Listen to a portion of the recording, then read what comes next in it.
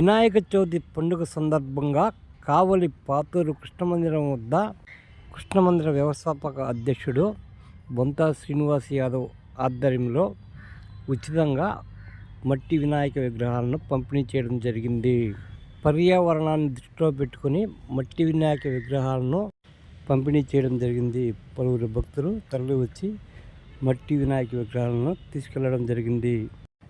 ఈ కార్యక్రమంలో కృష్ణమందిర ఆలయ అర్చకులు పాల్గొన్నారు.